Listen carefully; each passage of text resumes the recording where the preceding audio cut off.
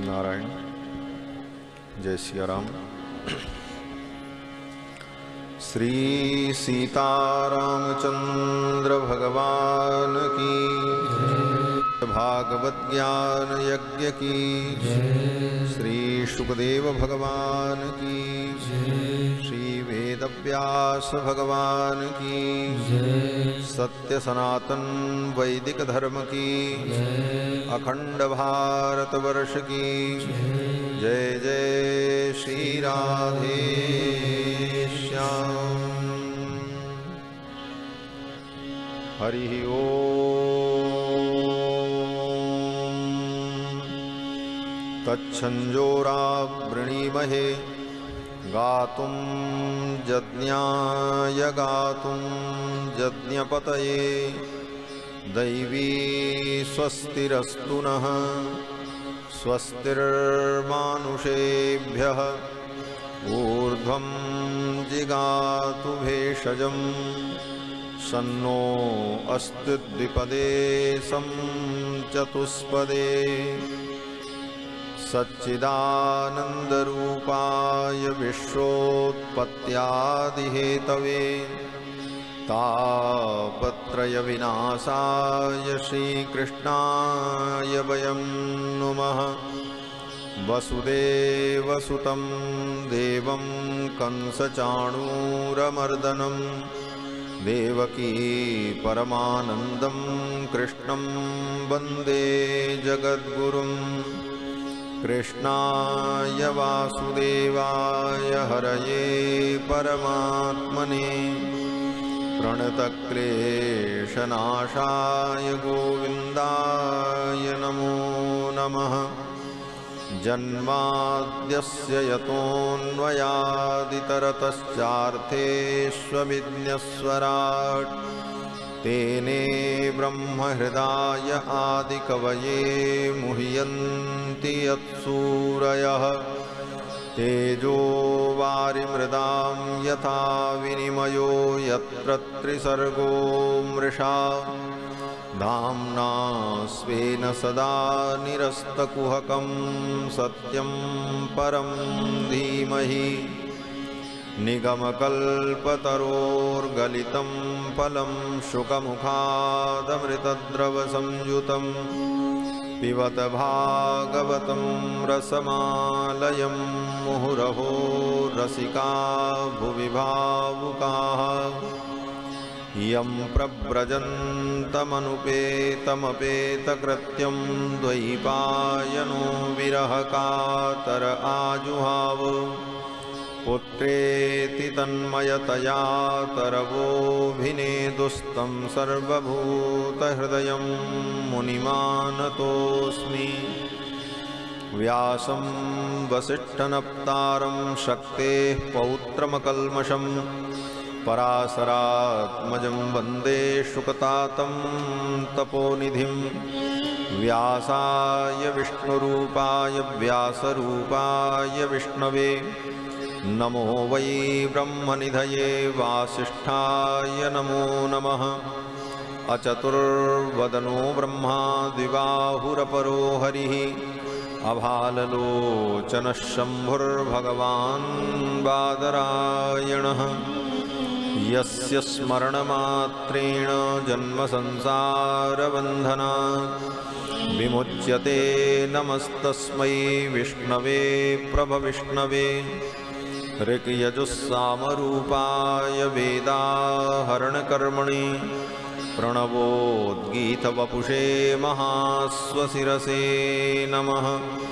लक्ष्मीनाथसमारम्भां नाथयामुनमध्यमाम् अस्मदाचार्यपर्यन्तां वन्दे गुरुपरम्पराम्। शाण्डिल्याह्वयवंशवारिदविधुं श्रीकोसलेशार्चकं विश्वक्सेनयतीन्द्रदेशिकपदद्वन्द्वारविन्दाश्रितं स्वाचार्ये सुयतौ जगद्गुरुवरे श्रीरामनारायणे। नित्यं सक्तमतिं जगद्गुरुवरं श्रीवासुदेवं भजे। अस्मद्गुरुभ्यो नमः। अस्मत्परमगुरुभ्यो नमः। अस्मत्सर्वगुरुभ्यो नमः। श्रीमते श्रीभाष्यकाराय नमः। श्रीपराङ्कुशपरकालयतिवरवरप्रतिवादिभीकरगुरुभ्यो नमः। श्रीजानकीकान्तस्मरणं श्रीराधाकान्तस्मरणं सन्तपूर्वाचार्या सहायाः सन्तपूर्वाचार्या सहायाः। बोलिए श्री कृष्णचंद्र भगवान की, श्री सीतारामचंद्र भगवान की, श्रीमद्भागवत ज्ञान यज्ञ की, श्री सुखदेव भगवान की, श्री वेदव्यास भगवान की, सत्य सनातन वैदिक धर्म की, अखंड भारतवर्ष की जय जय श्री राधे श्याम। भगवान श्री सच्चिदानंद श्री कृष्ण की मंगलमयी कथा सुधा का हम सभी लोग श्रवण लाभ प्राप्त करें, उसके पूर्व मन और वाणी को पवित्र करने के लिए भगवान की कथा सुनने और सुनाने की योग्यता प्राप्त करने के लिए भगवान के मंगलमय नाम का श्रद्धा भक्ति के साथ संकीर्तन कर लें। पश्चात अपनी गति और मति के अनुकूल भगवान के पावन चरित्र का हम सभी लोग आस्वादन करेंगे।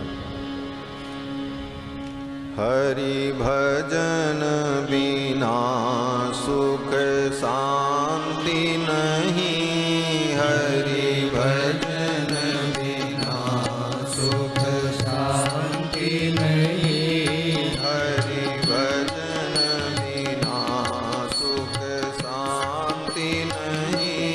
हरि भजन बिना सुख शांति नहीं। प्रभु भजन बिना भव पार नहीं। प्रभु भजन बिना भव पार नहीं। गुरु कृपा बिना भव पार नहीं। गुरु कृपा बिना भव पार नहीं। श्रीमन्नारायण नारायण नारायण। श्रीमन्नारायण नारायण नारायण। श्रीमन्नारायण नारायण नारायण। श्रीमन्नारायण नारायण नारायण। लक्ष्मी नारायण नारायण नारायण। लक्ष्मी नारायण नारायण नारायण। लक्ष्मी नारायण नारायण नारायण। लक्ष्मी नारायण नारायण नारायण। केशव नारायण नारायण नारायण। केशव नारायण नारायण नारायण। केशव नारायण नारायण नारायण। केशव नारायण नारायण नारायण। माधव नारायण नारायण नारायण। माधव नारायण नारायण नारायण। माधव नारायण नारायण नारायण। माधव नारायण नारायण नारायण। श्रीमन्नारायण नारायण नारायण। श्रीमन्नारायण नारायण नारायण। बदरी नारायण नारायण नारायण। बदरी नारायण नारायण नारायण। बदरी नारायण नारायण नारायण। बदरी नारायण नारायण नारायण।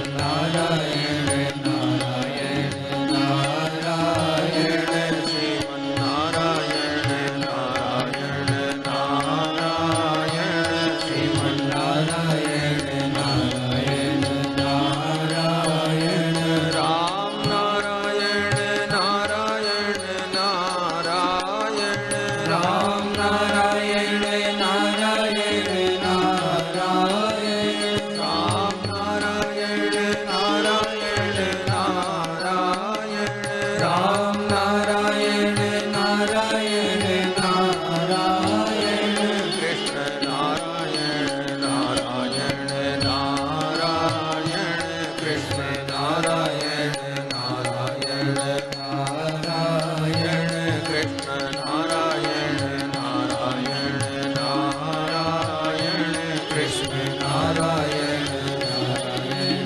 नारायण श्रीमन्नारायण नारायण नारायण श्रीमन्नारायण नारायण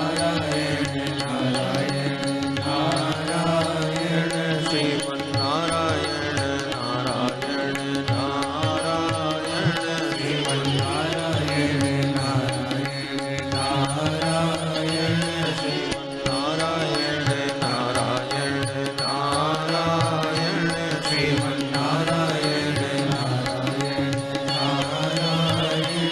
श्रीमन्नारायण नारायण नारायण श्रीमन्नारायण नारायण नारायण श्रीमन्नारायण नारायण नारायण बोलो श्री लक्ष्मी नारायण भगवान की श्री सीतारामचंद्र भगवान की श्री कृष्णचंद्र भगवान की जय जय श्री राधे श्याम। परमाध्यक्ष अनंत कोटि ब्रह्मांड नायक सर्वेश्वरेश्वर पुराण पुरुषोत्तम भगवान श्री कृष्णचंद्र एवं इस श्रीमद्भागवत सप्ताह ज्ञान यज्ञ के मुख्य यजमान श्री आर्यन शर्मा जी एवं उनकी वंदनीय माताजी श्री कलावती देवी एवं शर्मा जी के परिवार के समस्त सदस्यगण, भक्तगण, धर्मानुरागी सज्जनों, श्रद्धामयी माताओं, भगवान की मंगलमयी कृपा के फलस्वरूप भगवान के मंगलमय चरित्र का हम सभी लोग श्रवण लाभ प्राप्त कर रहे हैं। दिल्ली की इस पावन भूमि में बैठकर यह भगवान श्री कृष्ण की लीला स्थली है। इंद्रप्रस्थ में भगवान श्री कृष्ण ने पधार कर अपने चरणों से इस भूमि को अलंकृत किया है। और इतना ही नहीं, यहीं पर भगवान श्री कृष्ण का एक विवाह भी हुआ है जमुना जी के साथ। जमुना पटरानी ने भगवान श्री कृष्ण का वर्ण किया है। ऐसे पावन क्षेत्र में भगवान के इस पवित्र प्रांगण में श्रीमद् भागवत महापुराण की पावन कथा का हम सभी लोग अपनी गति और मति के अनुकूल श्रवण लाभ प्राप्त कर रहे हैं। भगवान जब जीव पर विशेष कृपा करते हैं तो जीव को सत्संग का सौभाग्य प्राप्त होता है। श्री गोस्वामी जी महाराज कहते हैं कि जब द्रवहि दीन दयालु राघव साधु संगति पाइये, जेहि दरस परस समागमादिक पाप राशि नशाइए। जब द्रवहि दीन दयालु राघव, भगवान श्री राम जब द्रवीभूत होते हैं तो साधु संगत पाइए, तब सत्संग करने का अवसर मिलता है। और जेहि दरस परस समागमादिक, सत्संग में आकर संत महात्माओं का दर्शन करके भगवान के पावन चरित्र को सुनकर, भगवान की महिमा को सुनकर जीव पाप राशि से, पापों से मुक्त हो जाता है। पाप राशि नसाइए। सत्संग की बड़ी अपूर्व महिमा है और यह सत्संग भी भगवान की कृपा से ही प्राप्त होता है।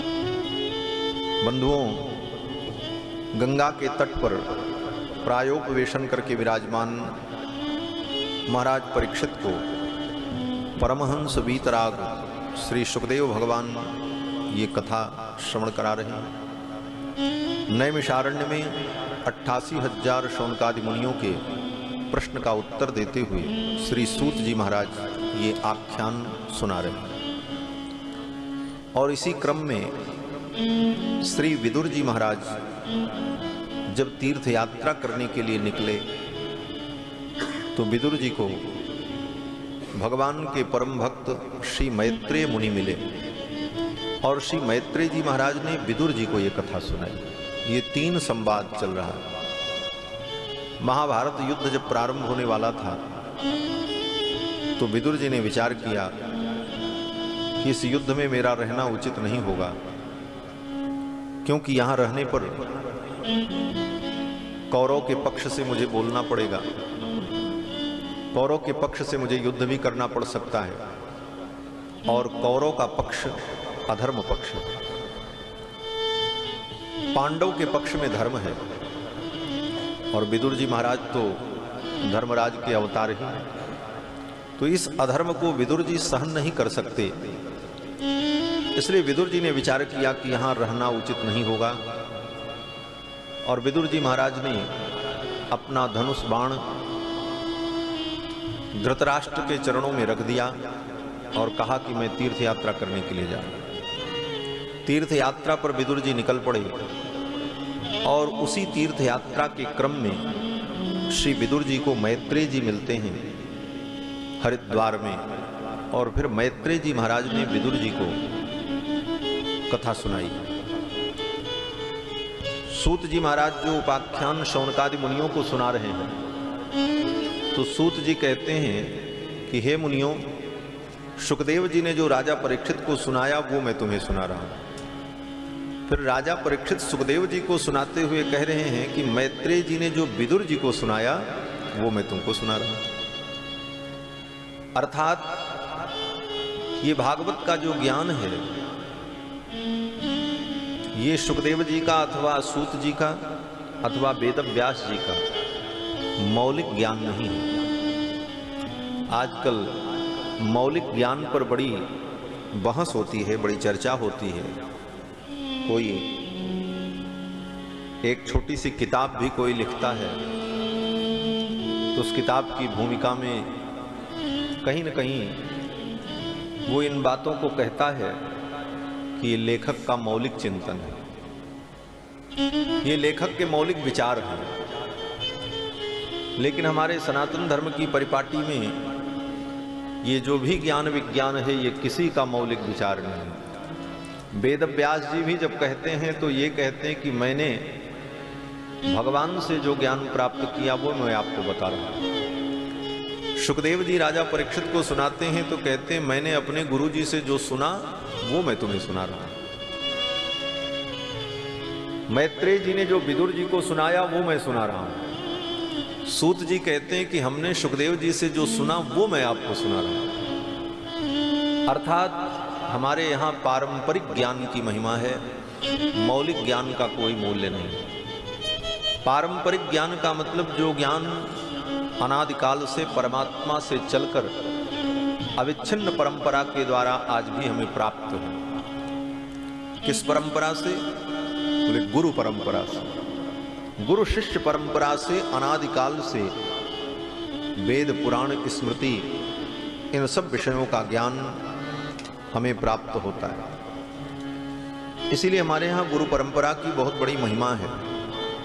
गुरु की इस पवित्र परंपरा को हम प्रणाम करते हैं। वंदे गुरु परंपराम, गुरुओं की ये जो परंपरा चली आ रही है उस परंपरा को हम प्रणाम करते हैं। कारण कि परंपरा से जो ज्ञान प्राप्त होता है वही ज्ञान शुद्ध परिशुद्ध और कल्याणप्रद होता है। इसी को दूसरे शब्दों में संप्रदाय भी कहते हैं। आजकल संप्रदाय शब्द भी बड़ा भ्रामक हो गया। लोग कहते महाराज ये बड़े सांप्रदायिक हैं, ये संप्रदायवादी हैं, ये संप्रदायवाद फैलाते हैं। लेकिन आपको बतावें कि हमारे यहाँ जितना ज्ञान विज्ञान है सब संप्रदाय से ही प्राप्त हुआ है। संप्रदाय का मतलब होता है सम्यक ज्ञानम प्रददाति इति संप्रदायः। जो सम्यक ज्ञान प्रदान करता है उस परंपरा को संप्रदाय कहते हैं। इसीलिए ये सब ज्ञान संप्रदाय परंपरा से ही प्राप्त है। सबके अपने अपने संप्रदाय हैं, उस संप्रदाय के पूर्वाचार्यों से वो ज्ञान अनादिकाल से चला आया और सब कुछ हमारे यहाँ अनादि माना गया है। ऐसा नहीं है कि किसी काल में कोई चीज बनी। ये बात अलग है कि आज का विज्ञान विकासवाद पर आधारित है और कहता है सब चीज का विकास हुआ धीरे धीरे। विकासवाद के सिद्धांत को मानने वाले कहते हैं कि भाषा का भी विकास हुआ। पहले लोग बोलना नहीं जानते थे और फिर भाषा को विकसित किया, फिर भाषा में आदान प्रदान शुरू हुआ। लेकिन ये सब कल्पना मात्र है, ये विकासवाद की मात्र कल्पना है। भाषा का किसी ने विकास नहीं किया, भाषा भी अनादि है। क्योंकि प्रश्न खड़ा हो जाएगा कि जब दुनिया में कोई भाषा नहीं थी तो जब भाषा का विकास किया तो किस भाषा में उस भाषा को सिखाया? प्रश्न ये खड़ा हो जाएगा। जो विज्ञान कहता है, आज के विचारक कहते हैं कि भाषाओं का विकास हुआ, एक एक वस्तुओं का मनुष्यों ने नामकरण किया, फिर उसी नाम से वो वस्तुएं व्यवहृत होने लगी, व्यवहार में आने लगी। तो प्रश्न ये खड़ा होगा कि आम को आम कहते हैं, ये बात बताने के लिए किस भाषा का प्रयोग किया हुआ हो? प्रारंभ काल में बिना किसी भाषा के हम दूसरी भाषा का ज्ञान नहीं दे पाते, नियम है। आज भी किसी दूसरी भाषा को सीखना हो तो प्रारंभ में किसी एक भाषा के माध्यम से हम उस भाषा को सीखते हैं। तो उसी प्रकार से ये जितनी बातें हैं विकासवाद की, ये थोथी कल्पनाएं मात्र हैं। क्योंकि तर्क की कसौटी पर इन्हें कसा जाए तो सब निरर्थक और व्यर्थ सिद्ध होते। इसलिए हमारे ऋषि मुनियों ने माना कि सब ज्ञान विज्ञान के मूल भगवान हैं और भगवान से ही सारी परंपराएं चली। भगवान ने ही वो दिव्य ज्ञान, भाषा का ज्ञान, शब्दों का ज्ञान ब्रह्मा को दिया, ब्रह्मा ने अपने पुत्रों को दिया, उन्होंने अपने पुत्रों को दिया। इस प्रकार से वो ज्ञान विज्ञान परंपरा से अनादिकाल से चला आया। ऐसा वो जो ज्ञान है, वेदों का ज्ञान, वही तत्व ज्ञान पौराणिक भाषा में पुराणों के माध्यम से वेद व्यास जी ने प्रस्तुत किया। इसका भी कारण है। कारण ये है कि ज्ञान के मूल जो वेद हैं वो अनादि और नित्य हैं और वेदों का कोई रचयिता नहीं है। आज इस बात को लोग मानते हैं कि ईसा से हजारों वर्ष पहले वेद लिखा गया, ऋग्वेद पहले लिखा गया, फिर अमुक वेद लिखा गया। लेकिन सत्यता ये है कि वेद का लेखन किसी ने नहीं किया है, वेद किसी की रचना नहीं है। वेद को हमारे यहाँ परंपरा से अपौरुषेय माना जाता है। अपौरुषेय का मतलब जो किसी पुरुष की रचना नहीं। बोले तो जब रचना नहीं तो आई कहाँ से? बोले ये नित्य है। जो वस्तु नित्य होती है उसका कोई रचना कार्य नहीं होता। जैसे कोई पूछे परमात्मा को किसने बनाया? बोले परमात्मा नित्य है, उसको किसी ने नहीं बनाया। तो जो नित्य वस्तु होती है उसका कोई रचना कार्य नहीं होता। जिस वस्तु का निर्माण होता है उसका नाश होता है, ये नियम है। जो जो वस्तु उत्पन्न होती है वो विनष्ट होती है और जो वस्तु उत्पन्न नहीं होती अपितु सदा से विद्यमान है उसका कभी नाश नहीं होता। ये सिद्धांत है। तो भगवान नित्य हैं, इसलिए भगवान का जो ज्ञान है वह ज्ञान भी नित्य है, क्योंकि भगवान अनादिकाल से हैं और भगवान के अंदर जो ज्ञान है वह ज्ञान नित्य है। और वही ज्ञान भगवान ने ब्रह्मा जी को दिया। वही ज्ञान जो शब्द रूप में व्यक्त हुआ, क्योंकि दुनिया में कोई भी ज्ञान विज्ञान बिना शब्द के व्यक्त नहीं हो सकता। कुछ भी हम ज्ञान की बात कहेंगे तो शब्द में ही व्यक्त करना पड़ेगा।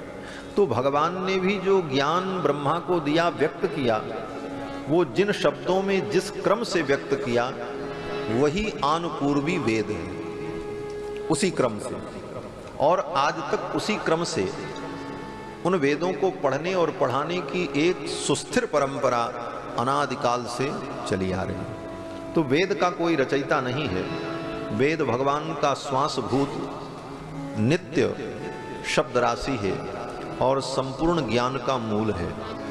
वेदात सर्वम प्रसिद्ध्यति, वेद से ही सब कुछ प्रसिद्ध होता है अर्थात प्रकट होता है, ऐसी वेदों की मान्यता है।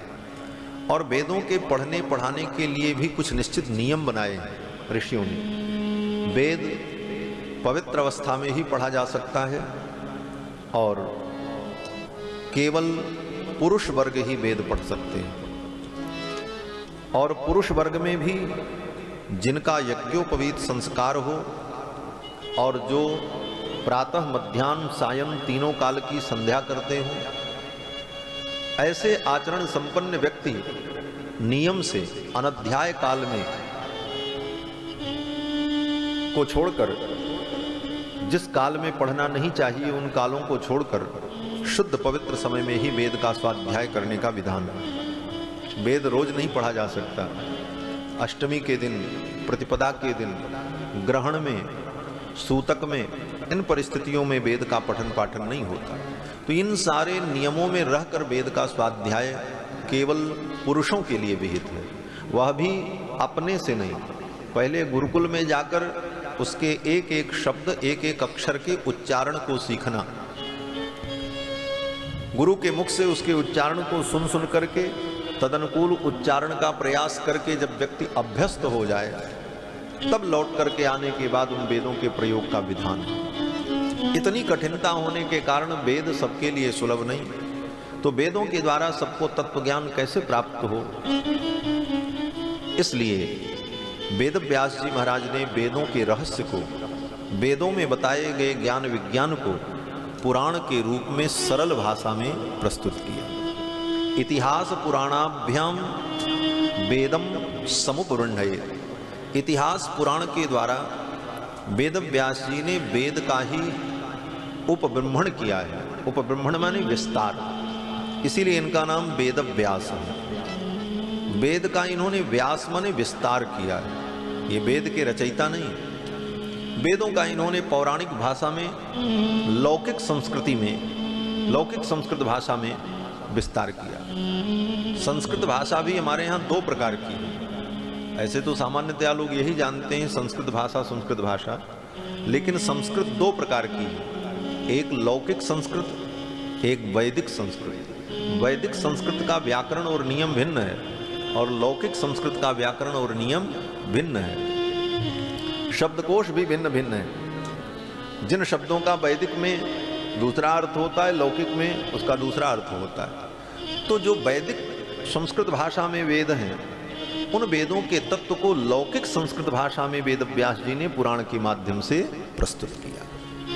ये पुराण विद्या भी सनातन विद्या मानी जाती है। पुराण में मुख्य रूप से सृष्टि का वर्णन, परमात्मा का वर्णन, जीव का वर्णन, मनवंतर का वर्णन और अनेकानेक कथाओं के माध्यम से आत्म उद्धार, धर्म, अर्थ, काम, मोक्ष, इन विषयों का वर्णन, यही पुराणों का वर्ण विषय है। श्री सुखदेव जी महाराज ने राजा परीक्षित को श्रीमद्भागवत महापुराण की कथा सुनाई। श्रीमद्भागवत महापुराण कपट रहित शुद्ध धर्म का निरूपण करने वाला पुराण है। पुराण भी तीन प्रकार के हैं। 18 पुराण हैं। इन 18 पुराणों में 6 पुराण सात्विक हैं, 6 पुराण तामस हैं और 6 पुराण राजस हैं। रजोगुण, सतोगुण, तमोगुण, तीनों गुण के कारण पुराण भी 3 प्रकार के हैं। तमोगुणी पुराणों में तमोगुणी देवताओं की महिमा और तमोगुणी विधि से तमोगुणी प्राणियों के लिए आराधन का क्रम वेद व्यास जी ने बताया। और रजोगुणी पुराण में रजोगुणी देवताओं की महिमा और रजोगुणी विधि से उन रजोगुणी देवताओं के आराधन का विधान बताया। और सतोगुणी पुराण में शुद्ध सत्वमय परमात्मा भगवान श्री हरि की महिमा का वर्णन किया गया। सात्विक पुराण का यही लक्षण है, जिस पुराण में परम तत्व के रूप में भगवान का वर्णन हो, भगवान श्री हरि का वर्णन हो, उस पुराण को सात्विक पुराण कहते हैं। और उन सात्विक पुराणों में श्रीमद् भागवत अन्यतम है, श्रेष्ठ है।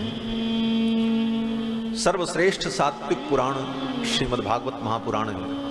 और यह इतना सत्वमय है कि इस पुराण में निष्काम भगवत भक्ति की महिमा का ही वर्णन किया गया। निष्काम भाव से भगवान की भक्ति करना, यही भागवत का उपदेश है। इसीलिए भागवत के प्रारंभ में ही वेद व्यास जी ने अपनी प्रतिज्ञा स्पष्ट की। क्या प्रतिज्ञा?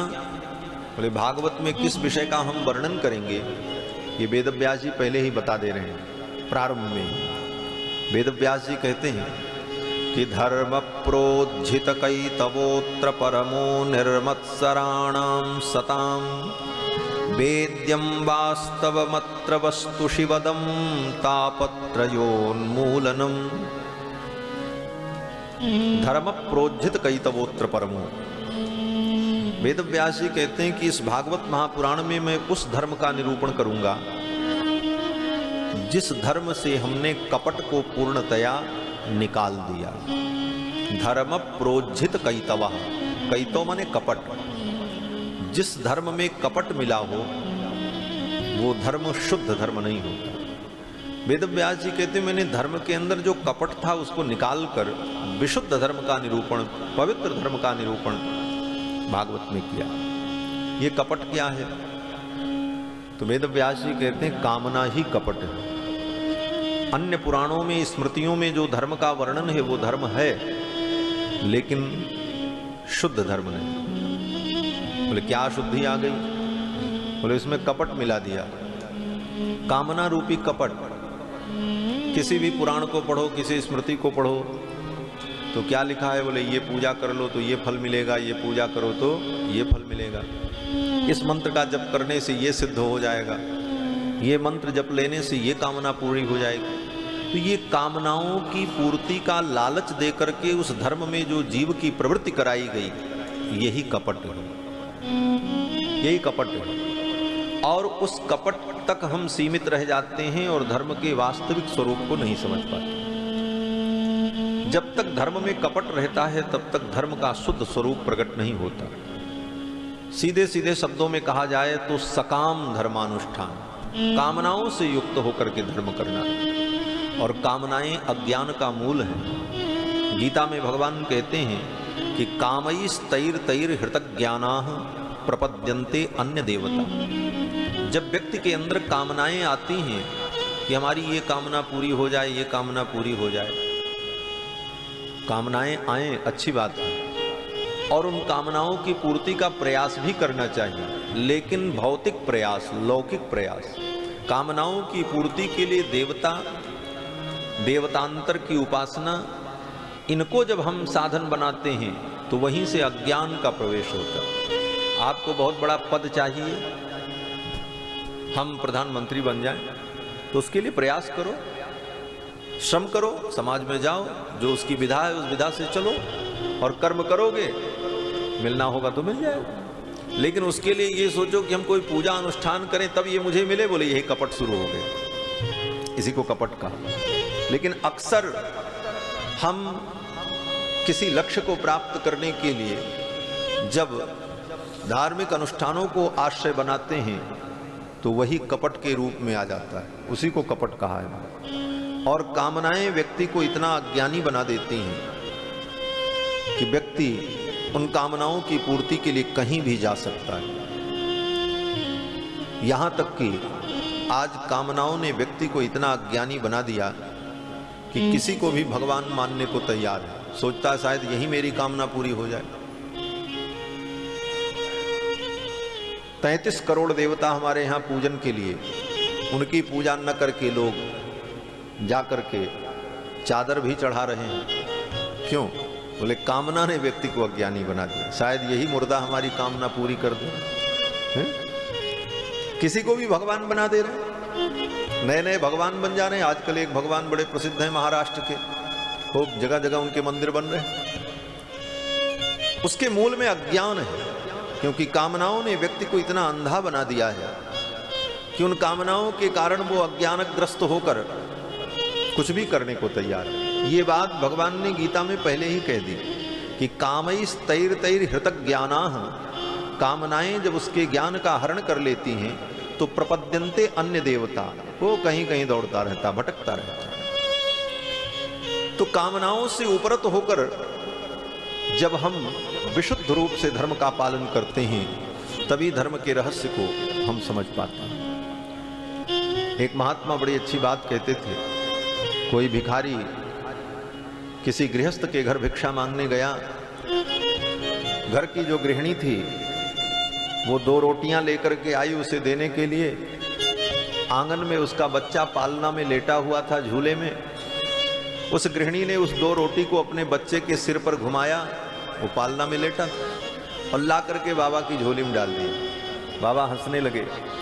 बाबा ने कहा, मैया तेरे घर में कोई और बचा हो तो उसके भी सिर पे घुमा लेते। 2 रोटी का तूने दान किया और उसमें भी इतनी कामना कि मेरे बच्चे का रोग दोग हलाए बलाए सब बाबा की पेट में चली जाए। ये अज्ञान है। इस अज्ञान के कारण हम धर्म को नहीं समझ पा रहे। इसी अज्ञान को दूर करने के लिए ही भागवत प्रकट हुई। विशुद्ध धर्म भागवत। धर्म प्रोज्झित कैतवोत्र परमो निरमत्सराणाम सताम वेद्यम वास्तव मत्र वस्तु शिवदम। जब हम विशुद्ध धर्म का, कपट रहित धर्म का पालन करते हैं, तब वेद्यम वास्तव मत्र वस्तु शिवदम, तब वास्तविक वस्तु जो परम तत्व परमात्मा है उनका बोध होता है। इसीलिए बहुत पूजा पाठ, दिन भर तंत्र मंत्र अनुष्ठान, जप तप करने वाले सकाम भाव से वो जीवन भर नहीं समझ पाते भगवत तत्व क्या है, परमात्म तत्व क्या है। करते बहुत है, लेकिन परमात्म तत्व के विषय में उनका भ्रम दूर नहीं हो पाता। जीवन भर परमात्म तत्व के विषय में उनका भ्रम बना ही रहता है। तो विशुद्ध धर्म का प्रतिपादन करने वाला ये ग्रंथ श्रीमद् भागवत महापुराण अनेक कथाओं के माध्यम से, अनेक उपाख्यानों के माध्यम से भागवत धर्म का, परम धर्म का सुखदेव जी ने निरूपण किया है। कल के प्रसंग में आप सभी लोगों ने श्रवण किया कि मनु जी के पवित्र वंश का वर्णन सुखदेव जी ने राजा परीक्षित को सुनाया। मनु जी की 3 बेटियां आकुति, देवहूति और प्रसूति, इन तीनों के वंश का वर्णन किया। फिर मनु जी के पुत्र उत्तानपाद के वंश का वर्णन किया। मनु जी के पुत्र का नाम है उत्तानपाद, और उत्तानपाद की 2 पत्नियां हैं। एक का नाम सुनीति और दूसरी का नाम सुरुचि, और दोनों पत्नियों से एक एक पुत्र हैं। सुनीति के पुत्र का नाम ध्रुव और सुरुचि के पुत्र का नाम उत्तम। ध्रुव तपस्या के द्वारा भगवान का दर्शन प्राप्त करके उस लोक को प्राप्त कर लेते हैं जो लोक अविचल है, अटल है। और दूसरे पुत्र जो उत्तम हैं, उनको यक्षों ने मार डाला। युवा अवस्था में ही उनकी मृत्यु हुई। ये मूल कथानक है। इसका आध्यात्मिक अर्थ ये है कि मनु के पुत्र उत्तानपाद हैं। हम सभी मनु की संतान हैं, इसीलिए मानव कहलाते हैं। मनु की संतान है इसलिए हम सब मानव हैं, और हम सब ही उत्तानपाद हैं। उत्तानपाद का मतलब, पाद माने पैर, पैर को पाद कहते हैं, और उत्तान माने ऊपर। जिसका पैर ऊपर हो उसको कहते हैं उत्तान पाद।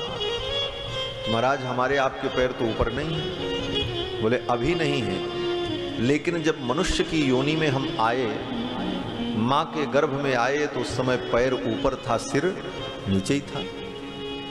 सिर हेठ ऊपर चरण संकट, बात नहीं पूछत को। तो गर्भ में ये जीव उत्तानपाद ही रहता है। और इसकी जो 2 पत्नियां हैं, सुनीति और सुरुचि, ये कौन है? बोले 2 विचारधाराएं हैं। एक सुनीति एक सुरुचि।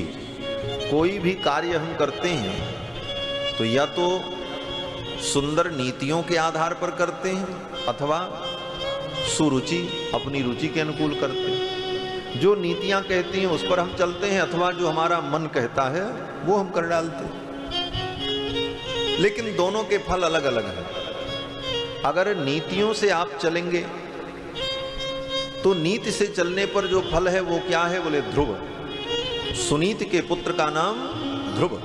ध्रुव का मतलब अटल, अचल, अविचल।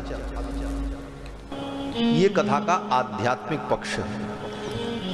और भावनात्मक पक्ष ये है कि 5 वर्ष के बालक ध्रुव ने किस प्रकार अपनी साधना की दृढ़ता के द्वारा भगवान श्री हरि का दर्शन प्राप्त किया।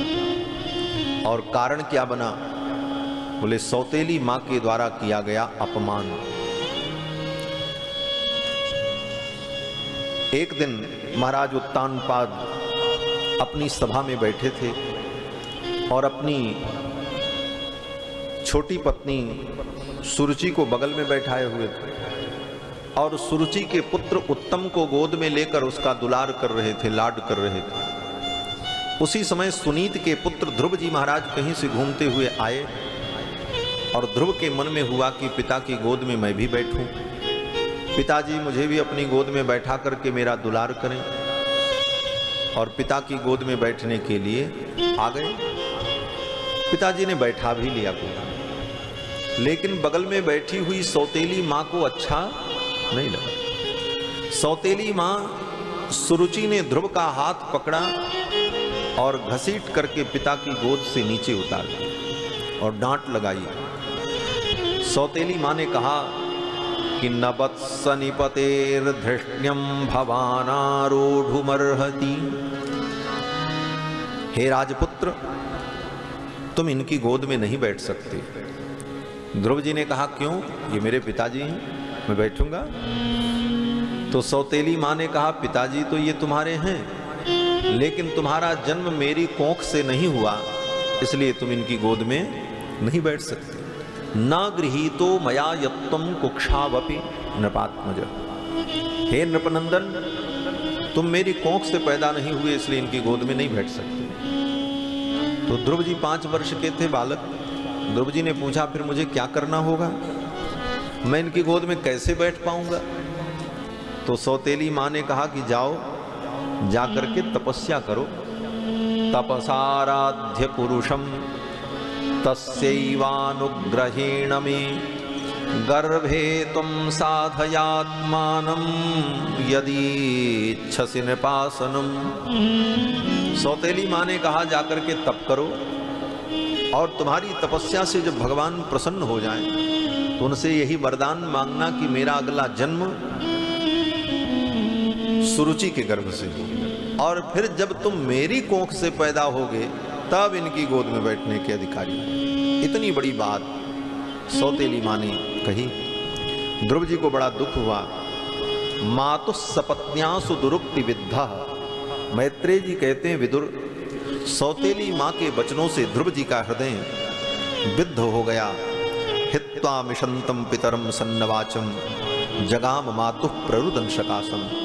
5 वर्ष के बालक ध्रुव जी महाराज रोते हुए अपनी मां सुनीति के पास गए। सुनीति को सब बात पहले ही पता चल गई सेवकों के द्वारा कि आज सभा में मेरे पुत्र का बहुत बड़ा अपमान हुआ है।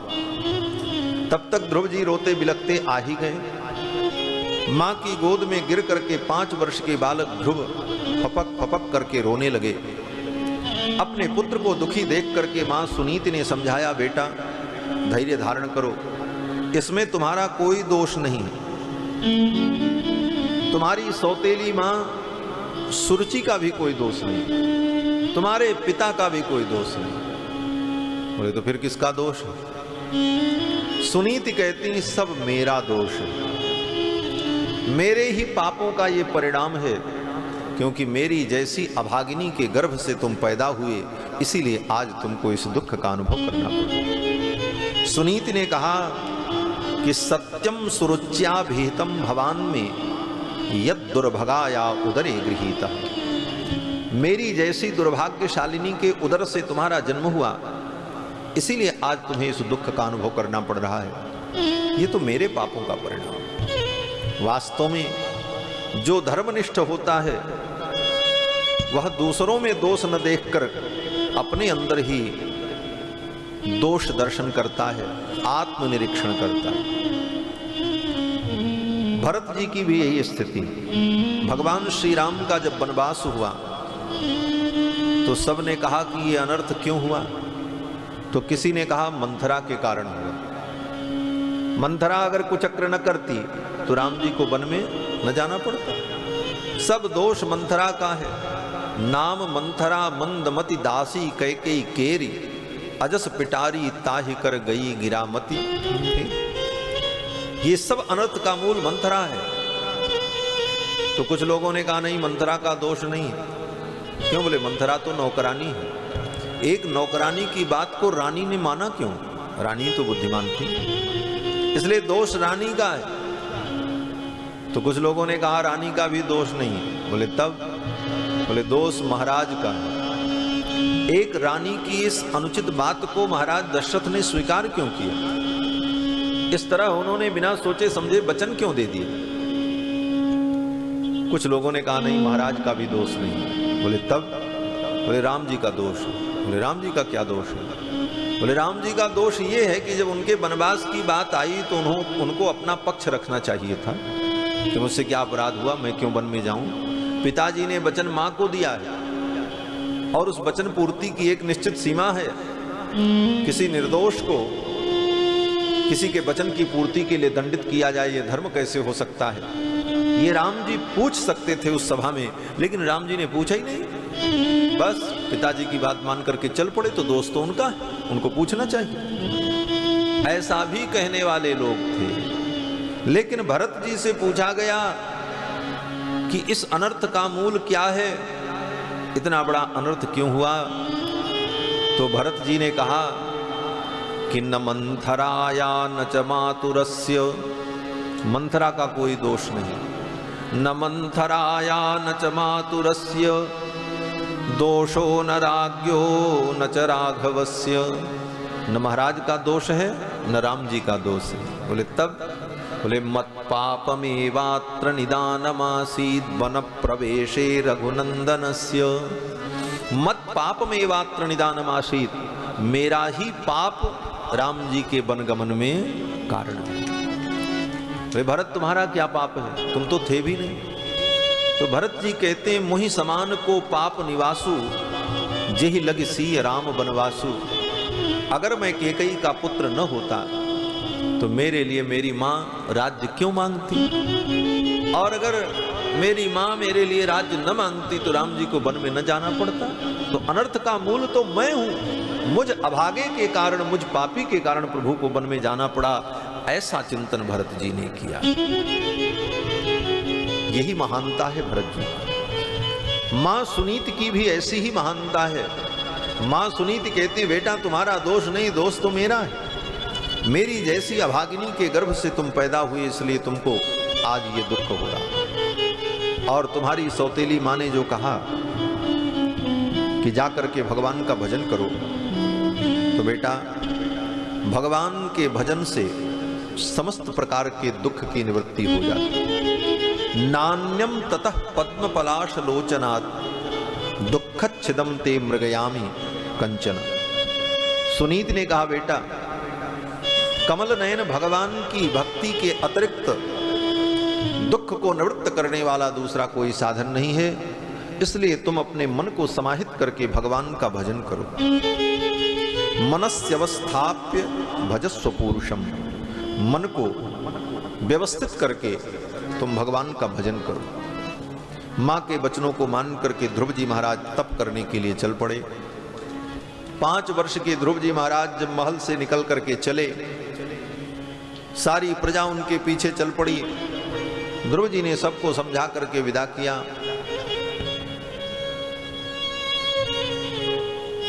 रास्ते में देवर्षि नारद आ गए। नारद जी को भगवान ने भेजा। क्यों? बोले गुरु के रूप में। भगवत प्राप्ति के मार्ग में जब जीव चलता है तो मार्गदर्शक की आवश्यकता होती है। जिसको गुरु कहते हैं। गुरु के बिना भगवत प्राप्ति का मार्ग प्रशस्त नहीं होता। पहले गुरु की प्राप्ति हो, तब गुरु की कृपा से भगवान की प्राप्ति होती है। इसीलिए कहा कि गुरु बिन भव निधि तरई न कोई, जो बिरंच शंकर सम होई। भगवान शंकर और ब्रह्मा के समान कोई ज्ञानी हो जाए, लेकिन अगर उसे सद्गुरु की प्राप्ति नहीं हुई तो उसे परम पद की प्राप्ति नहीं हो सकती। और गुरु की प्राप्ति बोले गोविंद की कृपा से ही होती है। गोविंद कृपा करें तभी सद्गुरु मिलते हैं, और समय आने पर भगवान किसी सद्गुरु को भेज देते हैं। ध्रुव जी जब तपस्या करने के लिए चले तो भगवान ने कृपा करके देवर्षि नारद को भेज दिया, बोले जाओ, जा करके मेरे भक्त का मार्गदर्शन करो। नारद जी आए और नारद जी ने पूछा, बेटा कहाँ जा रहे हो? ध्रुव जी ने कहा, मैं तप करने जा रहा हूं। बोले तपस्या कैसे की जाती है मालूम है? ध्रुव ने कहा, सो तो नहीं मालूम। तो नारद जी ने कहा, फिर क्या करोगे? तो ध्रुव जी ने कहा, आप तपस्वी हो, आप महात्मा हो, आप ही बता दो तपस्या कैसे की जाती है। तो नारद जी ने कहा, बताने वाला गुरु होता है। तो ध्रुव जी ने कहा, अब मैं गुरु ढूंढने कहां जाऊं, आप ही मेरे गुरु बन जाओ और आप मुझे उपदेश करो। ध्रुव की निष्ठा को, लगन को देखकर नारद जी महाराज ने ध्रुव जी को मंत्र का उपदेश किया। ओम नमो भगवते वासुदेवाय। यही द्वादशाक्षर मंत्र, 12 अक्षर का मंत्र नारद जी ने ध्रुव जी को बताया और कहा कि जाओ, जाकर के इसी मंत्र का जप करना। मंत्र में बड़ी विलक्षण शक्ति होती है। सामान्य व्यक्ति से नहीं समझ सकता, वो सोचता है सब शब्द ही तो है, अक्षर तो है, और उन अक्षरों के समूह में, उस शब्द में उसी को बार बार हम पढ़ें, उससे क्या होगा, नहीं समझ में आता लोगों। लेकिन शब्द की शक्ति बड़ी विलक्षण है। शब्द में इतनी शक्ति है कि शब्द से कुछ भी हो सकता है। शब्द से ही सब कुछ होता है। अगर कहा जाए तो शब्द की शक्ति से ही सब कुछ होता है। आप यहां बैठ करके क्या कर रहे हैं? शब्द की शक्ति का ही तो अनुभव कर रहे हैं। आप कोई आदेश किसी को करते हैं और आपके आदेश पर कोई कार्य होता है, उसके पीछे भी शब्द की शक्ति ही निहित होती है। कोई आदेश लिखित कागज में जाता है, उसमें भी शब्द की ही प्रतिमूर्ति बनाई जाती है, जिसको लिपि कहते हैं। शब्द की शक्ति से ही जगत का व्यवहार चलता है। और शब्द में कितनी शक्ति, बोले शब्द से कुछ भी हो जाता है। शब्दों का ही परिणाम है, कोई टेढ़ा बोल दे, उटपटांग बोल दे, तो सामने वाले की खोपड़ी फूट जाती है, फौजदारी हो जाती है, मुकदमा हो जाता है, जेल तक जाने की नौबत आ जाती है। उस शब्द का ही परिणाम। तो जब गाली के शब्दों में इतनी शक्ति है, जिसका परिणाम प्रत्यक्ष हम देखते हैं, कोई सज्जन व्यक्ति हो, बड़े शांत हो, धीर गंभीर हो, बड़े प्रसन्न हो, और आप उनके सामने जाकर के उनको 4 गालियां दे दो, परिणाम क्या? बोले क्रोध में लाल हो जाएंगे, तमतमा जाएंगे। इतना बड़ा परिवर्तन आ गया, किसके द्वारा? बोले शब्द के द्वारा। जब शब्द में इतनी बड़ी शक्ति है, गाली जैसे शब्द में इतनी शक्ति हम देखते हैं, तो भगवान के नाम में और इन मंत्रों में कितनी शक्ति होगी, इसकी कल्पना ही की जा सकती है। ये तो तर्क केवल समझाने के लिए, किस बात समझ में आ जाए। तो मंत्रों की शक्ति अभूतपूर्व है। और बार बार जब उन मंत्रों का उच्चारण होता है, उसी को जप कहते हैं। और जप से ही देवता का, मंत्र का साक्षात्कार होता है। इसीलिए कहा, जपात सिद्धिर जपात सिद्धिर जपात सिद्धिर वराननी। भगवान शंकर भगवती पार्वती से कहते हैं कि जप करने से ही सिद्धि की प्राप्ति होती है। बहुत बढ़िया मंत्र आपको मिल जाए, लेकिन उस मंत्र का अगर जीवन में जप नहीं होगा तो वो मंत्र कुछ नहीं करता। जैसे बहुत अच्छे डॉक्टर को आप जाकर के दिखाओ, डॉक्टर बहुत अच्छा हो, दवा भी वो बहुत अच्छी दे दे, और उस दवा को ला करके आप अलमारी में रख दो, और खाओ ना। कहो महाराज हम ठीक नहीं हुए, बहुत अच्छे डॉक्टर को दिखाए थे, दवा भी बहुत अच्छी लाई थी। बोले दवा भी अच्छी थी, डॉक्टर भी अच्छे थे, लेकिन दवा जब खाओगे नहीं तो कैसे ठीक। उसी तरह गुरु कितने भी अच्छे हों, मंत्र कितना भी अच्छा क्यों न हो, लेकिन जब तक उस मंत्र की साधना जीवन में नहीं होगी तब तक सफलता नहीं मिलती। इसलिए साधना का महत्व है। ध्रुव जी महाराज को नारद जी जैसे गुरु मिले और नारद जी ने मंत्र दिया, ओम नमो भगवते वासुदेवाय।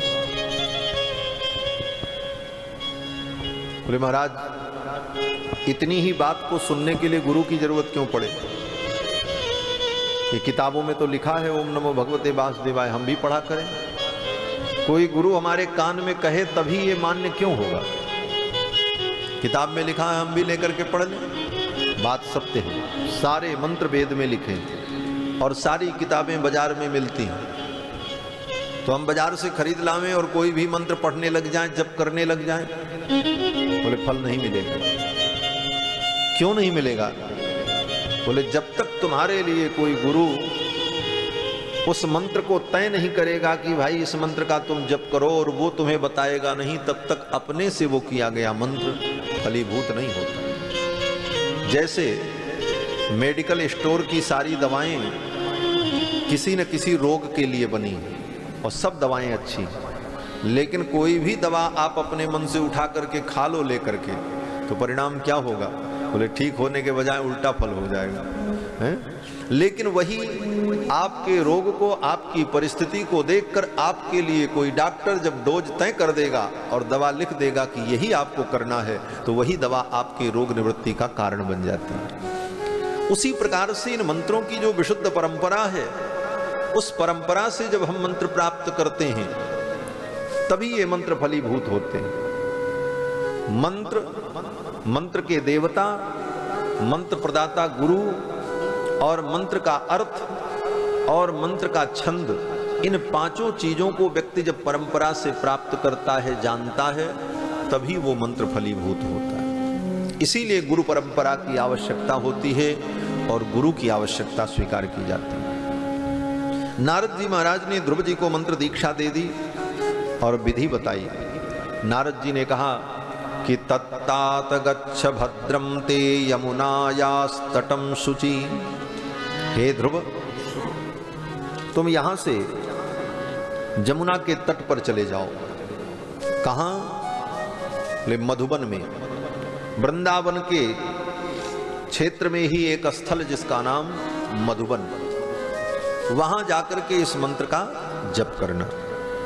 पुण्यम मधुबनम यत्र सान्निध्यम नित्यदा हरेः, जहां पर नित्य भगवान श्री हरि सन्निहित रहते हैं, ऐसे मधुबन में जाकर इस मंत्र का जप करना। और पहले भगवान की पूजा कर लेना। कैसे पूजा करना? बोले जमुना की बालू से ही एक मूर्ति की कल्पना कर लेना, और जो तुम्हें मिल जाए कंदमूल, फल, पुष्प, दूर्वा, उन्हीं वस्तुओं से भगवान की पूजा कर लेना। फिर वही कंदमूल फल भगवान को अर्पित करके प्रसाद के रूप में ग्रहण कर लेना और फिर मंत्र का जप करना। ये विधि बताई। ये कथा सतयुग की है। सतयुग में नारद जैसे ज्ञानी ने ध्रुव जैसे भक्त को मूर्ति पूजा की सलाह दी कि चाहे बालू की ही मूर्ति बना लेना। बोले बालू की क्या मूर्ति बनेगी? बोले बालू को, रेत को बटोर करके ऐसे पिंड बना लेना और ध्यान कर लेना यही भगवान है, वहीं में पूजा कर लेना भगवान। अर्थात मूर्ति पूजा सनातन और अनादि है। मूर्ति में ही भगवान के पूजा का विधान है। मूर्ति पूजा के विरोधी लोग कहते हैं जब भगवान कण कण में है तो मूर्ति की पूजा कैसे, क्यों? बोले बात ठीक है, भगवान जब कण कण में है तो कण कण में सब जगह हम भगवान की पूजा नहीं कर सकते। भगवान तो कण कण में है, और जो भगवान कण कण में विद्यमान है वो नाली में भी है। क्यों नहीं है भाई? जो कण कण में है वो नाली में भी, आपके टॉयलेट में भी है। तो क्या आप टॉयलेट में जाकर के भगवान की पूजा कर सकते हैं? नहीं कर सकते। क्यों? बोले वहां पूजा की भावना ही नहीं बनेगी। पूजा में मूल कारण भावना है, और जहां पर हमारी भावना बनेगी वहीं हम पूजा कर सकते हैं। इसलिए कण कण में विद्यमान परमात्मा के प्रति हमारी भावना उस प्रकार से दृढ़ नहीं हो सकती पूजा के लिए। इसलिए शास्त्रों ने विधान बनाया कि जो भगवान कण कण में है वो मूर्ति में भी है, जो कण कण में है सब जगह है वो मूर्ति में भी है। क्योंकि सब के अंतर्गत तो मूर्ति भी आ गई, तो मूर्ति में भगवान नहीं है ऐसा कैसे कहा जा सकता। तो भगवान मूर्ति में भी विद्यमान है, और इसके पीछे भी एकमात्र विज्ञान यही है कि जैसे गणित में आपने प्रश्न पढ़ा होगा कि बहुत ऐसे प्रश्न होते हैं कि उस प्रश्न में मूलधन का पता नहीं है, तो गणित लगाने की प्रक्रिया होती कि मान लो मूलधन बराबर क है? और फिर गणित लगाना शुरू किया। अगर सूत्र के हिसाब से आपने गणित लगाया तो उस कल्पित मूलधन क के द्वारा वास्तविक मूलधन का ज्ञान हो जाता है। उसी प्रकार मूलधन परमात्मा है और उनका ज्ञान हमें नहीं है, वो कहाँ है। बोले तो उस मूलधन का पता कैसे लगावें? बोले तो कल्पना कर लो कि मूलधन माने ये, एक मूर्ति ही रख लो और मान लो भगवान माने ये, और फिर प्रेम की गणित, श्रद्धा की गणित, भाव की गणित, भक्ति की गणित आपकी जब चलेगी और आपका सूत्र सही है, आपके नियम सही हैं, तो उसी कल्पित मूलधन के अंदर से वास्तविक मूलधन की प्राप्ति हो जाती है। यही मूर्ति पूजा का विज्ञान है। और यही हुआ, मूर्ति पूजा में ही मीरा जी को भगवान मिल गए। गिरधर गोपाल की पूजा करते करते मीरा को भगवत अनुभूति हुई। हाथीराम बाबा के साथ भगवान बैठ करके चौसर खेलते, कौन? बोले मूर्ति के भगवान। भगवान रामानुजाचार्य के डांटने पर उनकी गोद में आकर के बैठ गए मूर्ति के भगवान। तो मूर्ति में भगवान की अनुभूति, पूजन और दर्शन, ये अनादि परंपरा है सनातन धर्म की। और जो लोग कहते हैं हम मूर्ति पूजा नहीं करते, वो भी मूर्ति पूजा करते। मूर्ति पूजा के बिना तो कोई प्राणी रह नहीं सकता।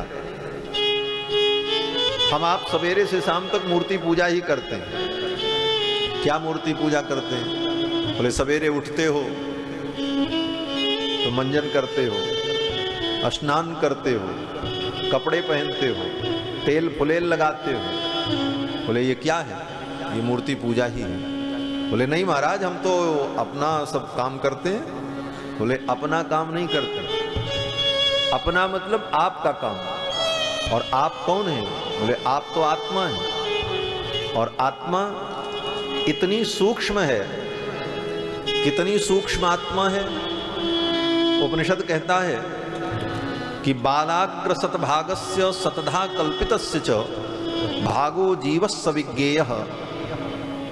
अर्थात बाल के अग्रभाग को, नोक को लेकर, बालाग्र सतभागस्य, बाल के अग्रभाग के 100 टुकड़े करो, और फिर उसमें जो एक टुकड़ा हो उसके 100 टुकड़े करो।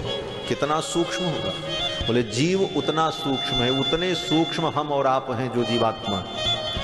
अब उस जीवात्मा को कौन सा कपड़ा पहनाओगे, कैसे मंजन कराओगे, उसको तुम कैसे नहलाओगे?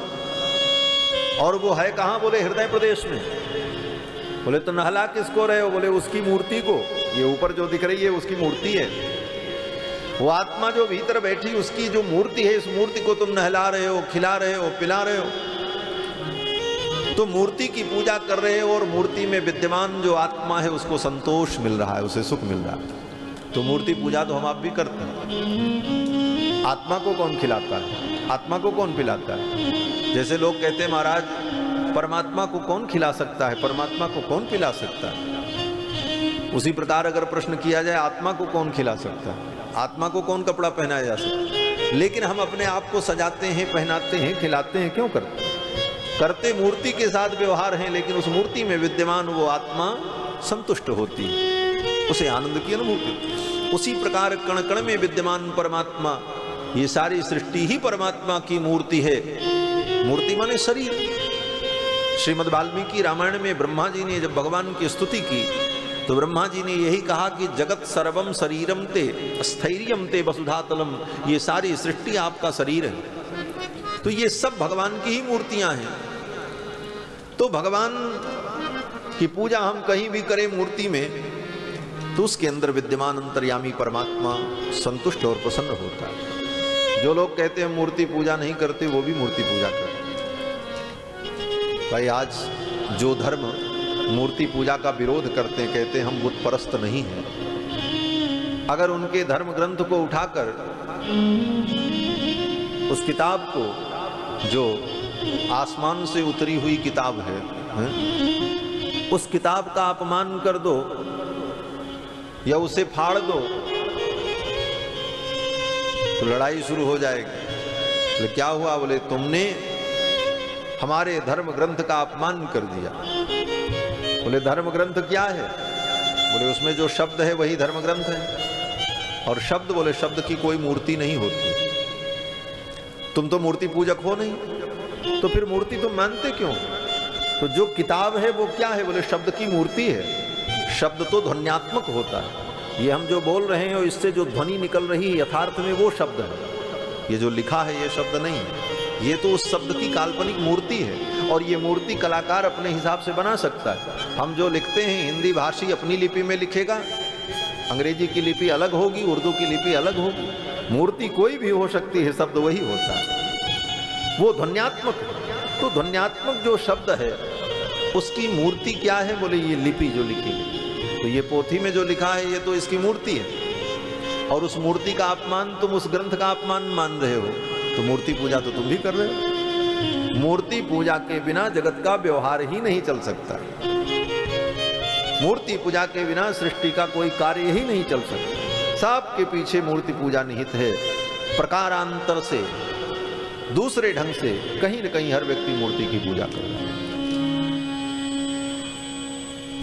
तो मूर्ति पूजा हमारा सनातन धर्म है। श्री नारद जी महाराज ने ध्रुव जी को कहा कि बेटा जमुना की बालू से मूर्ति बना लेना और उसी मूर्ति में भगवान का ध्यान करके पूजन कर लेना। ध्रुव जी आए, जमुना में स्नान करते हैं और फिर जमुना की बालू से मूर्ति का निर्माण किया और कंद मूल फल जो कुछ मिला उसी से भगवान का पूजन किया। और पूजन करने के बाद कंद मूल फल ग्रहण किया और मंत्र का जप करने लगे। निष्ठा पूर्वक मंत्र का जब जप करने लगे तो पहले महीने में ऐसी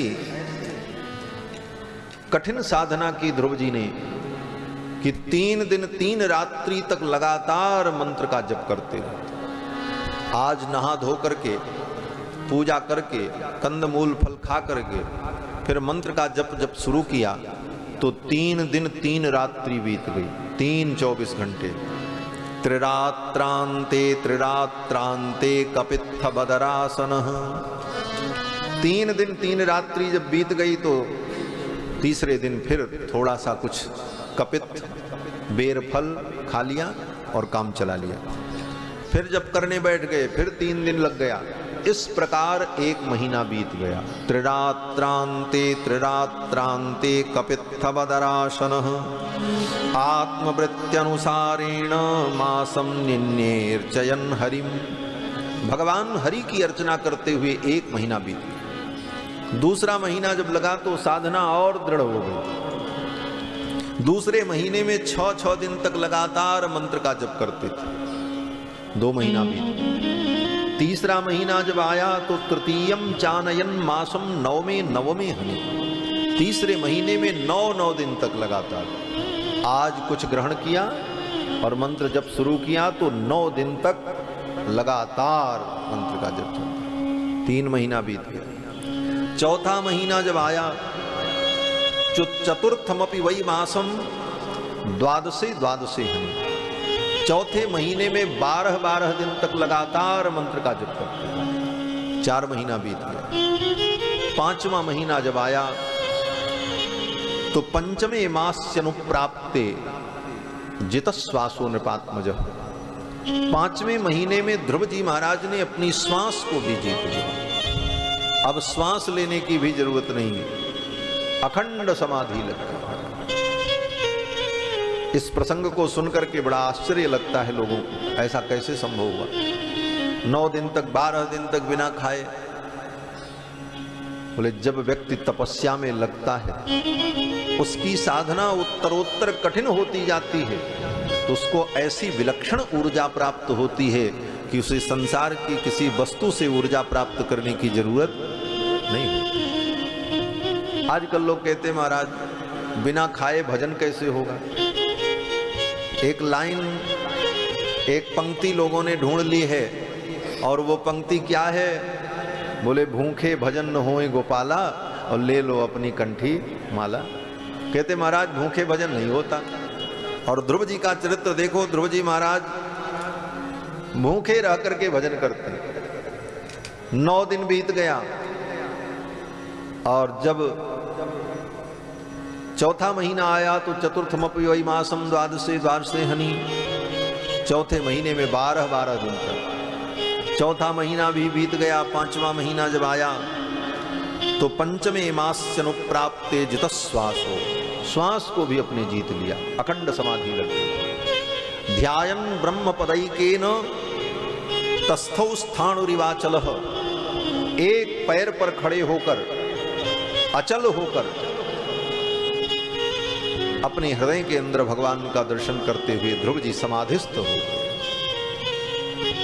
ध्रुव की इस समाधि को देखकर देवताओं की श्वास बंद हो गई महाराज। जितने देवता थे साहब की सांस ऊपर नीचे होने लगी, और सब देवता भगवान के पास गए, और देवताओं ने जाकर के कहा नैवम विदामो भगवन प्राणरोधम, हे प्रभु हमारा प्राण अवरुद्ध हो रहा है, हम मर जाएंगे, क्या कारण है? कुछ समझ में नहीं आ रहा। तो भगवान ने कहा चिंता मत करो, मेरा भक्त तप कर रहा है और इसीलिए ऐसा हुआ है। अति शीघ्र मैं जाऊंगा और जाकर के अपने भक्त को तपस्या से विरत करूंगा और उसकी कामना को, उसके व्रत को पूर्ण करूंगा। इस प्रकार भगवान ने वचन दिया। देवता संतुष्ट होकर के अपने अपने लोक को चले गए, और भगवान मधुवन में आते हैं जहां पर ध्रुव जी तप कर रहे थे। श्री मैत्रेय जी महाराज कहते हैं कि सहस्र शीर्षापि ततो गरुत्मता मधोर्वनम भृत्य दिदीक्षया गतः। सहस्र शीर्षापि ततो गरुत्मता, सहस्र शीर्षा पुरुष परमात्मा मधुवन में आए। क्यों आए? भक्त को दर्शन देने के लिए आए। मैत्रेय जी कहते हैं भक्त को दर्शन देने नहीं आए, भक्त का दर्शन करने आए। मधोर्वनम भृत्य दिदीक्षया गतः। आकर के भगवान ध्रुव के सामने खड़े हैं, और ध्रुव जी एक पैर पर खड़े होकर आंखों को बंद किए हुए अपने हृदय के अंदर भगवान का दर्शन कर। भगवान सोचने लगे इसकी समाधि कैसे पूरी हो। भगवान ने विचार किया कि इसके हृदय में जो मेरी झांकी है, अपने हृदय में जो मेरे रूप का ये दर्शन कर रहा है, वो रूप अंतर्हित हो जाए तो इसकी समाधि टूट जाए। और इसके लिए भगवान ने क्या किया? बोले तिरोहितम सहसैवोपलक्ष्य सवै धिया योग विपाक तीव्रया हृत्पद्मकोशे स्फुरितम तडित प्रभम। योग के द्वारा ध्रुव जी महाराज अपने हृदय के अंदर हृत्पद्मकोशे, अपने हृदय के पद्मकोश में स्फुरितम तडित प्रभम, विद्युत के समान देदीप्यमान भगवान की उस ज्योति की, उस प्रभा का जो ध्रुव जी साक्षात्कार कर रहे थे, वो ज्योति अचानक अंतर्हित हो गई। तिरोहितम सहसैवोपलक्ष्य। भगवान के संकल्प से वो ज्योति जब तिरोहित हो गई तो ध्रुव जी व्याकुल हो गए, ये मेरा ध्यान क्यों टूट गया। और व्याकुल होकर के ध्रुव जी ने आंख खोली, और ध्रुव जी ने जब आंख खोली तो देखते क्या है? बोले जिस रूप को हृदय में देख रहे थे वही रूप सामने प्रकट था। भगवान वैकुंठनाथ ध्रुव के सामने खड़े थे। ध्रुव ने भगवान को देखा सशंख चक्रम सकिरीटकुंडलम सपीतवस्त्रम सरसीरुहेक्षणम सहार वक्षस्थल कौस्तुभस्त्रियं नमामि विष्णुं शिरसा चतुर्भुजम। शंख चक्र गदा पद्म धारण किए हुए बनमाला पीतांबर विभूषित भगवान ध्रुव के सामने खड़े थे। अद्भुत सौंदर्य भगवान का, भगवान के मस्तक पर अनंत अनंत ब्रह्मांड के स्वामित्व को सूचित करने वाला किरीट मुकुट शोभा को प्राप्त हो रहा है। भगवान की दिव्य गभुआरी अलकावली, कानों में मकराकृत कुंडल, नासिका के मूल से लेकर के कान के मूल पर्यंत भगवान के दिव्य लोलेक्षण नेत्र, जो बिना काजल के ही कजरारे हैं, अरुणारे हैं और करुणा कृपा से परिपूरित हैं, ऐसे भगवान के सुमनोहर नेत्र, अष्टमी के चंद्रमा के समान भगवान का सुंदर ललाट, ललाट के मध्य में ऊर्ध्वपुंड की रेखा, बगल में केसर की खौर, कमानदार भौहें, सुचिक्कन कपोल, काश्मीरी सेब को भी लज्जित करने वाले भगवान के गोल गोल कपोल। क्या बात है? भगवान की सुंदर दंत पंक्तियां, कैसे दांत हैं ठाकुर के, बोले दाढ़िम दशन, जैसे अनार के दाने एक पे एक सटे हुए क्रमबद्ध व्यवस्थित होते हैं, उसी प्रकार भगवान के दाढ़िम दशन मोतियों के समान चमकते हुए, और दांतों की पंक्तियों के मध्य में भगवान की जिह्वा कैसी, बोले जपा कुसुम की पंखुड़ी के समान भगवान की जिह्वा। भगवान के सुमधुर अधर, भगवान के ऐसे सुंदर अधर, जिन अधरों की अरुणिमा को, जिन अधरों की सुंदरता को देख करके आर्य ललना अपने आर्य चरित्र से विचलित हो जाएं, ऐसे भगवान के सुमधुर अधर। शंख के समान भगवान की सुंदर ग्रीवा, और उस ग्रीवा में कौस्तुभ मणि, मोहन माला, मटर माला, सोने की सतलड़ी, हीरे की पचलड़ी, कंधे पर वेदमय शुभ्र यज्ञोपवीत, और ऊपर की भुजाओं में शंख चक्र, अंगद विडायत बाजू बंद, अनेक प्रकार के अलंकारों से अलंकृत भगवान का श्री अंग, कमर में लिपटा हुआ भगवान का पीतांबर ऐसा चमक रहा है। नीले रंग के श्री विग्रह में लिपटा हुआ भगवान का पीतांबर ऐसी शोभा को प्राप्त हो रहा है जैसे नीले रंग के बादल को पीले रंग की बिजली चारों तरफ से घेर करके चमकती रहे, और चमकती रहे, उसका चमकना बंद न हो, ऐसे चमकते हुए भगवान के दिव्य पीतांबर की छटा। तड़ित विनिंदक पीतांबर, इसीलिए कहीं भी भगवान के पीतांबर का वर्णन आता है तो भगवान का पीतांबर कैसा है, बोले तड़ित के समान। तड़िदंबराय, तड़ित माने बिजली, बिजली का एक नाम है तड़ित। इसका नाम तड़ित इसलिए है कि ये तड़ तड़ करती है, स्पार्किंग करती है तो आवाज आती है, तो तड़ तड़ की आवाज जिसमें आवे इसलिए बिजली का नाम तड़ित है। और तड़ित के समान चमकता हुआ भगवान का पीतांबर, इसलिए तड़िदंबराय, तड़ित के समान भगवान का पीतांबर। ऐसा दिव्य पीतांबर, और पीतांबर के ऊपर कमर में कसी हुई करधनी, उस सोने की करधनी में लगी हुई जो क्षुद्र घंटिकाएं हैं, उन घंटिकाओं से सामवेद के मंत्र प्रतिध्वनित हो रहे हैं, सामवेद के मंत्र प्रकट हो रहे हैं। और भगवान के सुमनोहर चरणारविंद, जिन चरणारविंदों की नखमणि चंद्रिका की एक ज्योत्सना को प्राप्त करने के लिए बड़े बड़े ऋषि मुनि, अमलात्मा, महात्मा, विमलात्मा लोग जन्म जन्मांतर तक, जुग जुगांतर तक साधन करते हैं, तप करते हैं। जिन चरणों की रज को प्राप्त करने के लिए बड़े बड़े योगी तरसते हैं, ऐसे भगवान के सुमनोहर चरणारविंद जो भक्तों के प्राण धन हैं।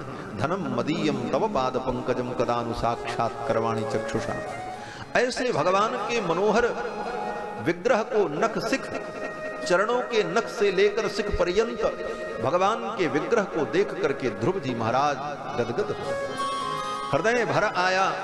और ध्रुव जी सोचने लगे, अखिल कोटि ब्रह्मांड नायक सर्वेश्वरेश्वर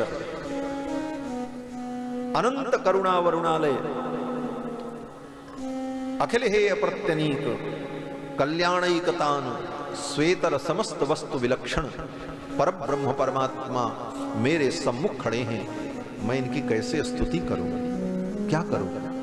5 वर्ष के ध्रुव जी सोच नहीं पा रहे थे कि मैं कैसे इनकी स्तुति करूं। और स्तुति कैसे की जाती है? बोले स्तुति करने का 2 विधान है। यदि आपके अंदर काव्य कला की प्रवीणता है, काव्य कोश, अलंकार इत्यादि का ज्ञान है, कविता रचने की क्षमता है, तो तुरंत भगवान के रूप का दर्शन करो और वर्णन करो, कविता बनती जाए, भगवान की स्तुति होती जाए।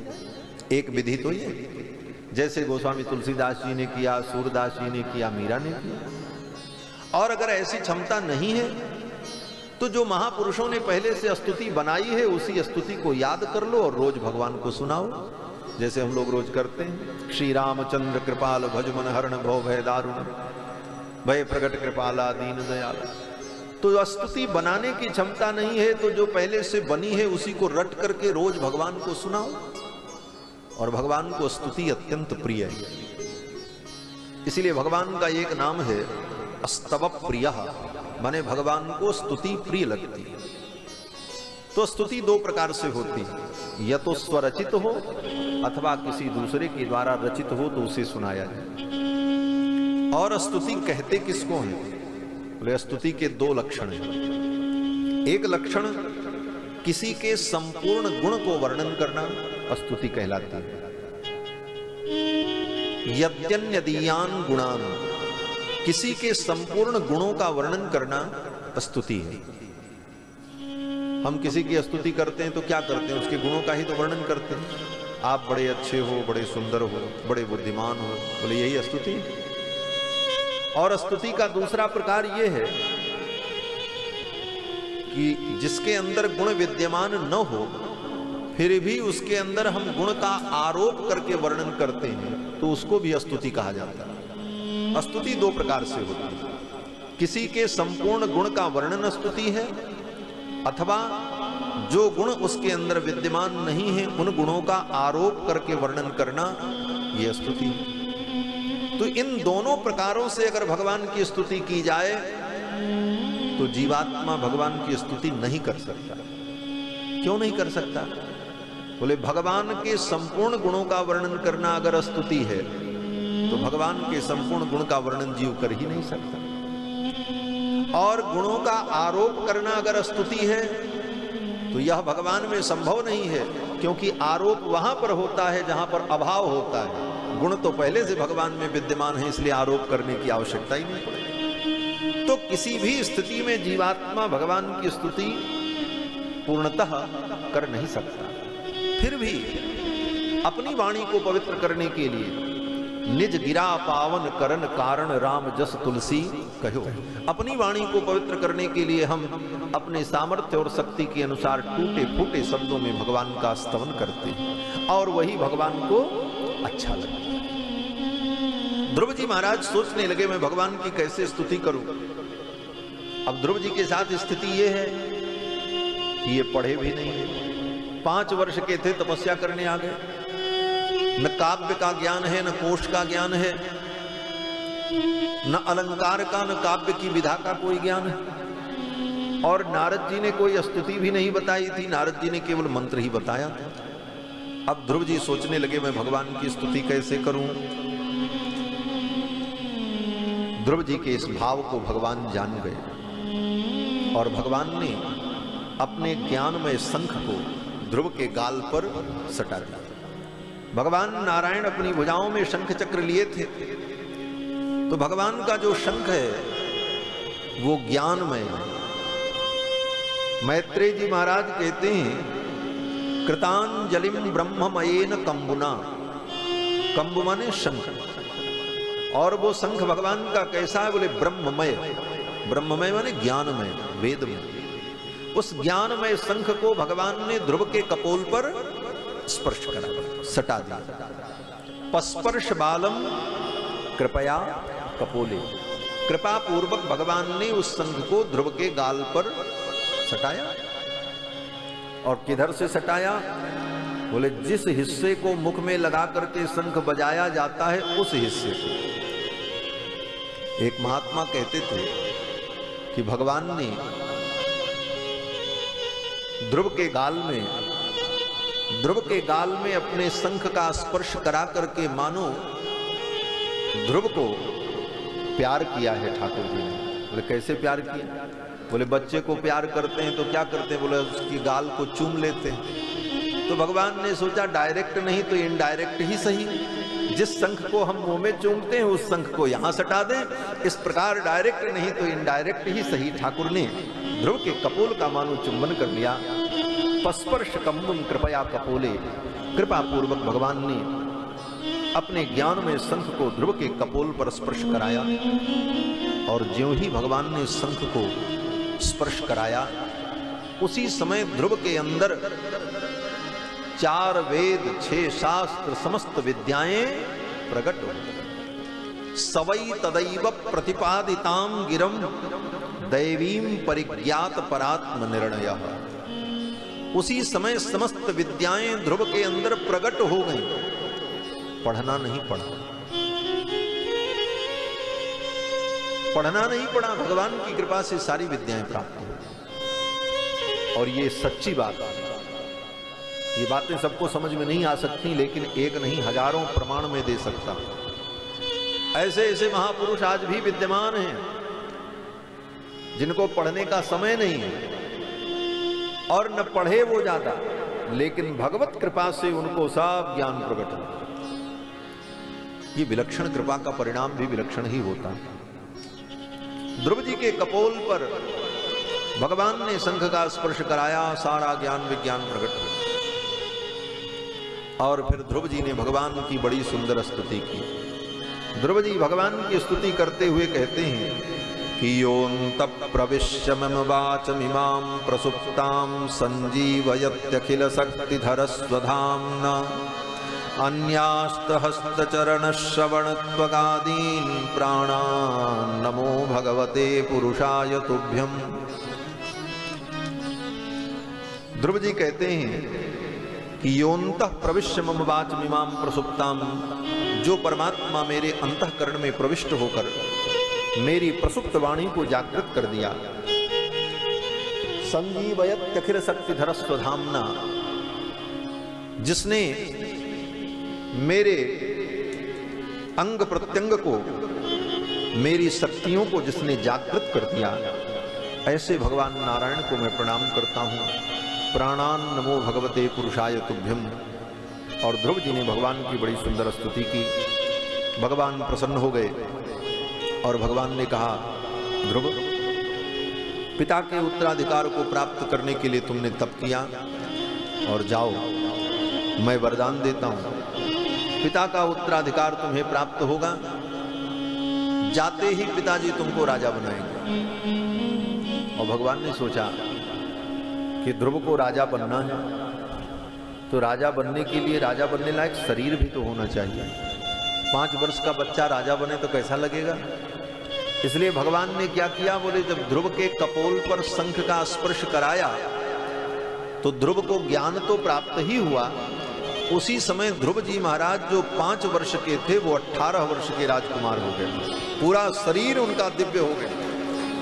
स्वयं ध्रुव जी कहते हैं कि योऽन्तः प्रविश्य मम वाचमिमां प्रसुप्तां संजीवयत्यखिल शक्तिधरस्वधाम्ना अन्यास्त हस्त चरण श्रवण त्वगादीन प्राणान नमो भगवते पुरुषाय तुभ्यम्। जिसने मेरे हाथ पैर नाक कान अंग प्रत्यंग को जिसने विकसित कर दिया, ऐसे प्रभु को हम प्रणाम करते। तो ध्रुव जी महाराज 18 वर्ष के राजकुमार हो गए। भगवान ने कहा, आप जाओ, पिता का उत्तराधिकार तुम्हें प्राप्त होगा और राज्य करना। 36,000 वर्ष तक तुम्हें राज्य करना, और इस राज्य के अंतर्गत ही तुम्हारी मां की मृत्यु होगी। सौतेली मां मर जाएगी और तुम्हारे भाई उत्तम को यक्ष लोग मार देंगे। ये सब दुख तुम्हें सहन करना पड़ेगा, लेकिन चिंता मत करना, मेरा स्मरण करते रहना। 36,000 वर्ष तक राज्य करना, फिर मेरे धाम को चले आना, तुम्हारे लिए मैं नित्य लोक ध्रुव लोक बना दूंगा। इतना वचन देकर के भगवान अंतर्हित हो गए। भगवान जब अंतर्हित हो गए तो ध्रुव जी को बड़ा पश्चाताप हुआ।